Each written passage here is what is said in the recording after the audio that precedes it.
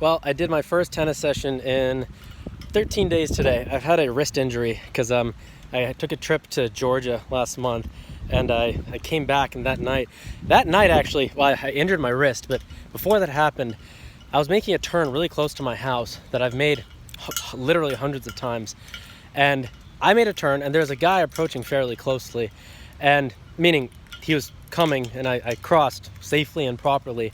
Then within 5 seconds after I'd made the turn, I had this huge thud. And I turn around and there's an accident, a T-bone. The guy behind me went, and he shouldn't have gone. And he got T-bone and his car was on its side, the airbags were out. And I'm like, oh my goodness. And I came and I looked at it and I called 911. And I don't think I've called 911 for an emergency before. And apparently someone else had already called, and I couldn't see inside the car. There was just full of airbags. I didn't know if whoever was in there, however many people were in there, if they're okay, if they're alive, anything. And I had prepared myself to see the worst. And I turned around, whatever, and eventually I saw a guy just standing outside with all these paramedics, like, checking him and whatever. And he was completely fine. 100% fine. And, and I went up to him like, hey, man, I'm glad you're okay. And he just looked like that. He's like, oh, thanks. Right? He was in shock. So, there's a scene in The Wolf of Wall Street where Leonardo DiCaprio's character, Jordan Belfort, he's doing all sorts of debaucherous, horrible things. And some plane that he was meant to be on literally crashes in front of his eyes when he's on a boat. And he says, I took that as a sign that I needed to change. For me, at the time I watched that in 2014, I didn't believe in signs or any of that stuff. I thought fairly secularly. I saw in 2014. But I don't view things that way anymore. So I saw this accident, and it opened me. Because I have all sorts of fears, concerns, this and that about my future, what I'm doing, if I'm fully actualized, all these things. But it can all go in an instant, right? That guy could have been me, and if it could have been me, my car's smaller, and I could be dead. That realization sunk into me, and I had a shift, because I have some ongoing, negative things I think about certain people who are causing me problems, and then I'm like, I shifted from that into love, and that was there for a while, and then of course I went back to my normal state. That's what always happens after an experience, a deep experience.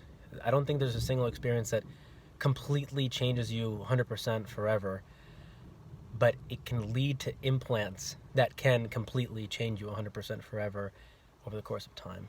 So, in any case, that happened, and then I've not been playing tennis for 2 weeks, and I've been glad, because I started overtraining a lot, and it became laborious. And Eckhart Tolle said that the universe will, sometimes if you're doing too much, it'll give you sickness to make you stop. And in the time that I stopped, I got a lot of time to do music, clean and sort my house, do some other administrative stuff. But getting back on court today was good. Wrist is not totally fine, but it's fine enough for me to play. It's fine enough for me to play again tomorrow. The rain came, stopped us after an hour, and that was my day. I'm going to go home and in a more centered, less fatigued state, go home, relax. I'm doing a course about creating your destiny. I'm going to go work on that. It's about reprogramming the unconscious, because there's only so much you can get done by willpower. Right? Willpower is your conscious effort, but if you're misaligned internally, if you have subconscious blocks, all the willpower in the world, generally speaking, can't overcome that, right? But when you're aligned properly internally with your truest self, with your highest nature, when you don't have some conscious blocks that come and sabotage things in the middle of nowhere, that's when the good stuff happens. So I've only started this course last week, and I haven't done any of the coursework yet, so I'm going to go home and get on that. But an example of the unconscious blocking me is 2 weeks ago I was playing a doubles tournament, and I was down 5-6, and so I had to win this game to keep ourselves in the set or the match, me and my partner. And I got down love 40, which is pretty bad, meaning if I lose any of the next 3 points, it's over. And I hit such good serves. I had an ace and I hit a really fast serve, the other guy can't return. Then I get down to 34 to get the last point. And I'm thinking, I don't want to double fault. That means you miss on a serve. You miss 2 serves and you lose the point. It's the worst way to lose. I'm like, let me not hit it weak. Let me hit it strong second serve. And I did that. My effort was good. My conscious effort was good. But I double faulted. And that was my only double fault the whole day.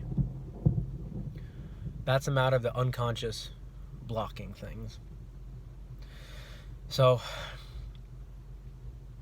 the point being that this work that I'm doing is to help me align to my higher things, so that I don't have these blocks in music and tennis, so I can achieve and produce in my life as best as I can in unison with what's supposed to happen for the world through me. Another example of this is I was doing jump ropes last week. And I was trying to get to 100. And 100 is easy, right? But I hadn't done jump rope in a while. And I'm like, up till 80, I was totally just in the rhythm, not even thinking about it. I'm like, oh my God, I'm close to 100 now. I hope I can get to 100. And then my mind got a little more anxious. And I kept doing the conscious jump roping. I was doing the same thing. And then I failed at 99. I got right there and failed. And that's when I realized that there's something going on inside. Now,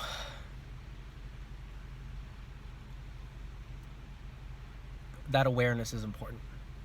My willpower didn't want me to miss the serve. My willpower did not want me to not make 100th jump rope. But my willpower is irrelevant when there's a deeper problem at hand. So anyway, I recommend anybody investigate their unconscious, their subconscious in these ways.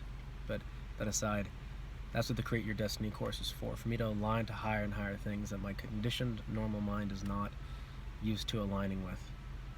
So, anyway, that being said, I'm going to go home and get on that.